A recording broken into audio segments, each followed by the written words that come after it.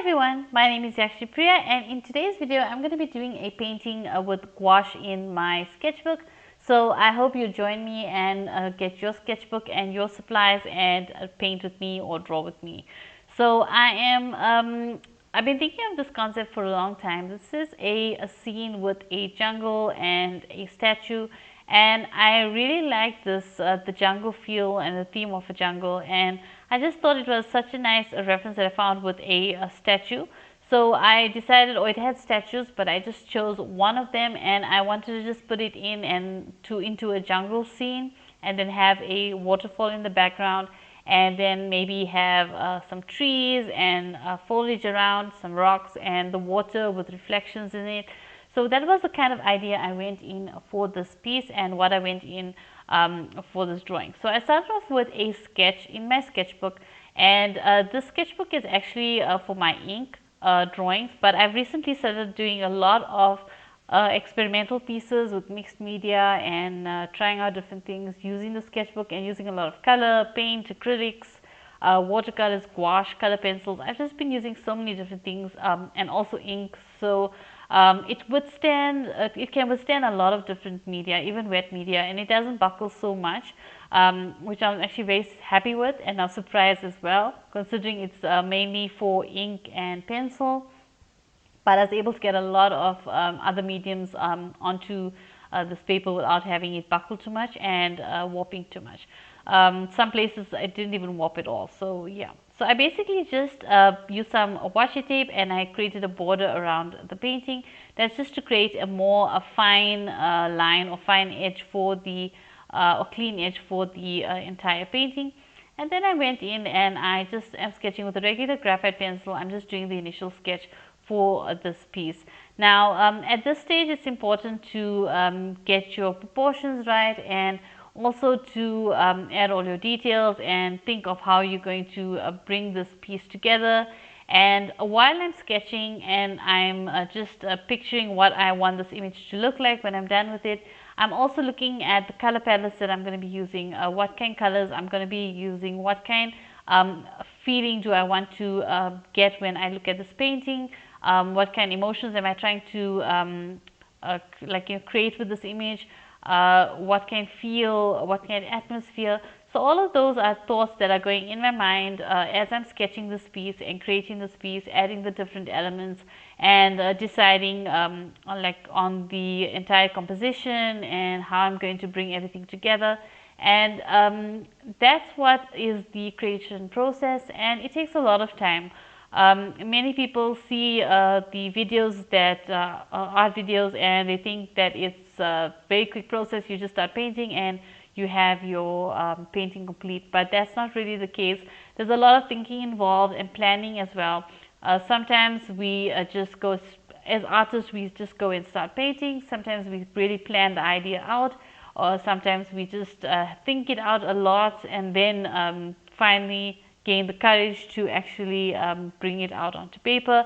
And that is what I actually did with this piece. I was really nervous when I was starting this piece, that will I be able to accomplish it, or is it going to look like too cartoony, or is it not going to look like something epic kind of. And I wasn't sure if I'm going to be able to achieve it, but without trying you'll never know. So as artists, we need to experiment, we need to try out things, we need to try out and experimenting with different mediums, different techniques. And if we have an idea, try it out. Never ever just take your idea and assume that it's going to be bad or you won't be able to accomplish it. Always just go ahead and create whatever you're thinking of creating. Try it out and work with it, and see, you'll be surprised at the results. I was surprised at the results of this one. It actually turned out to be one of my favorite paintings from the sketchbook, and something that may inspire me later to do a painting of. So definitely, if you are thinking of doing a painting, or you have an idea that you're going to bring out onto paper, just try it out. There's no harm in going about it, and if it doesn't turn out right, at least you know what doesn't work, and then you can try again and you can avoid those mistakes that you made, because you learn from mistakes. So don't ever think that you need to have everything perfect. Nothing is perfect. You have to always try and trial and error and practice. All of that is what will lead you to creating the pieces and the artwork that you desire and that you want to create. So I hope you join me with this sketchbook session, and maybe just get your paints out and sketchbooks, even if it's just graphite, just to draw or sketch.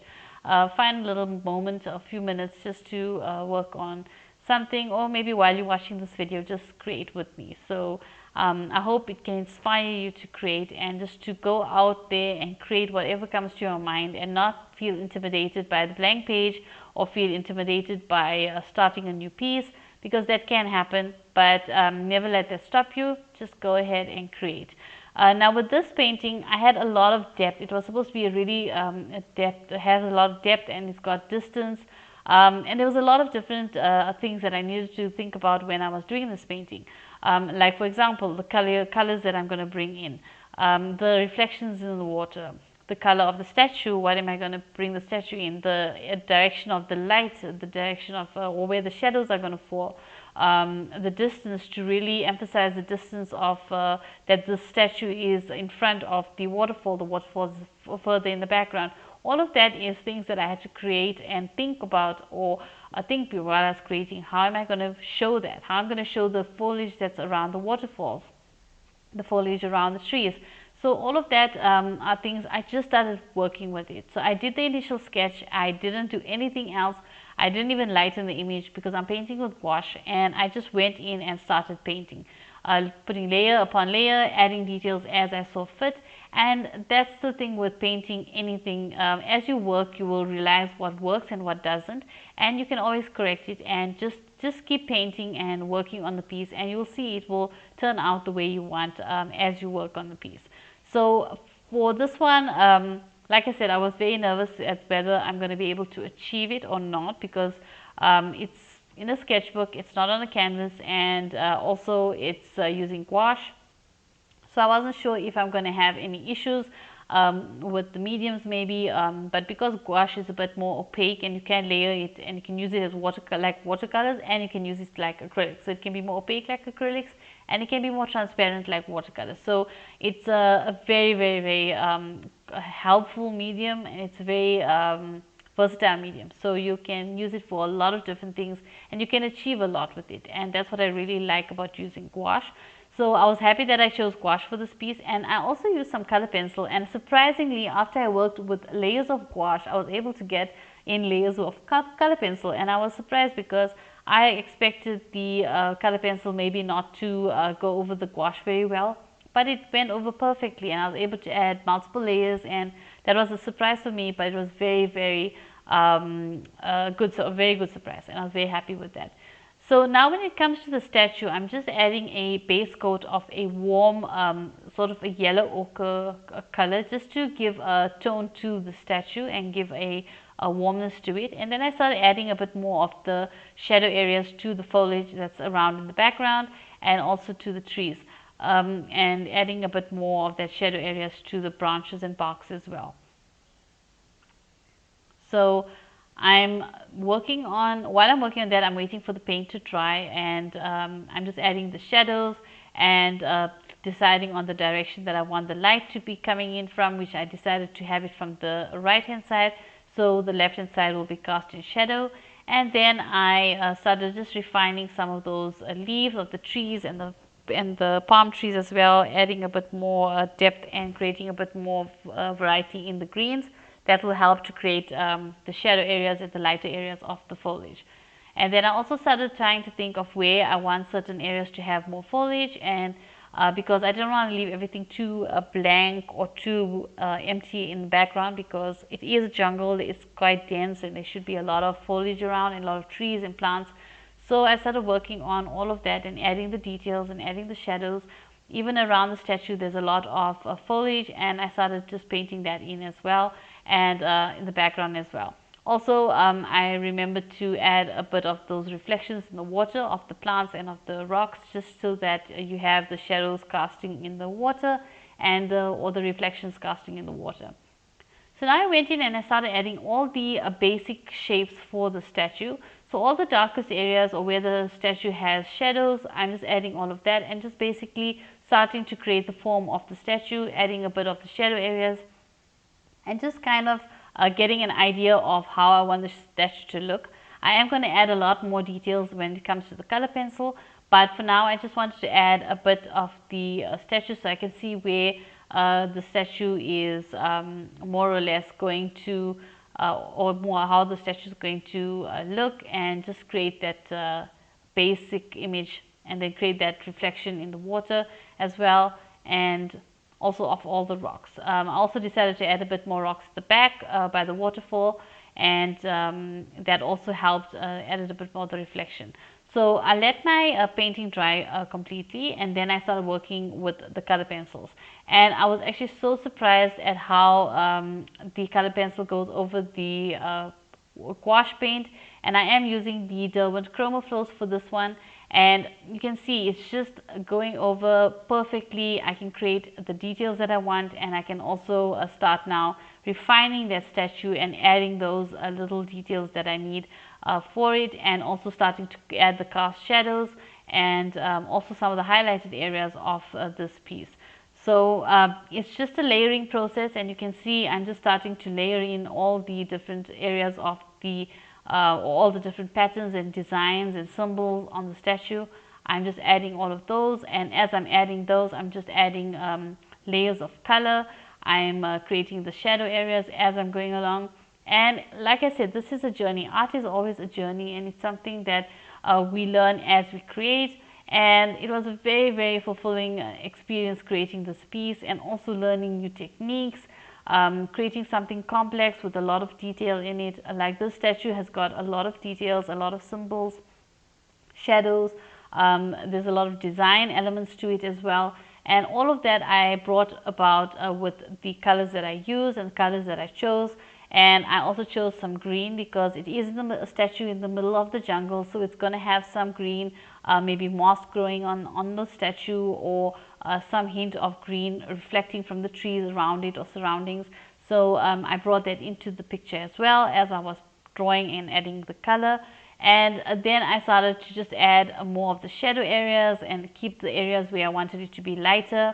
I kept it warm as well by adding some warmer browns and more reddish browns to the statue, just to make it look a bit more warm on the one side, and then obviously adding the dark colors on the other side. Also remembering just to refine those shadow areas, because it's very important. The light is coming from the right, so you're going to have a lot of shadow cast on the left hand side. Also the shape of the statue and the areas around the face, there are going to be shadows even cast on the right hand side, like underneath the eye or by the jawline. There are going to be shadows cast on the right side as well, but not as much as on the left hand side. So yeah, this was a very experimental piece for me in many aspects. As I said, I've been wanting to create a piece like this for a long time, but I've been intimidated by it. But I just said, just go with it and see how it goes out. There's no harm in trying, and I was actually so impressed and so happy by the results of it. The water as well, I was so like, it works so well that I worked with all the different colors of the water, and I tried to create that shine of the water and make it look realistic, as well as adding details with the foliage. I also used some color pencils for that as well. And obviously the water gets a little darker here and there where the water is moving, so the water does look like it's moving. Okay, so there I tried to add a bit more gouache with a very diluted gouache over the color pencil, but I did see that it lifted the color pencil. So I just dried that area off, and then I went over again with the color pencil, and I fixed up that area of the statue. There was no damage done to the paper though, only some of the color pencil lifted when I tried to add the diluted gouache. I think there was a bit too much of water in the mixture of the gouache.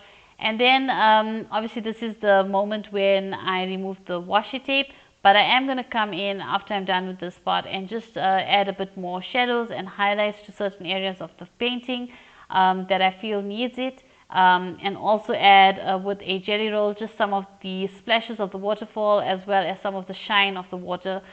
Just add a bit more of that with the jelly roll. I think that helps to complete the entire piece and to make everything look cohesive and let the water make the water look more shiny.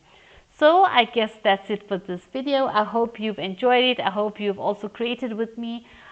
Thank you so much for watching. I hope you've enjoyed it. If you have, don't forget to like and share. Feel free to comment below and don't forget to subscribe. Till the next one. Bye.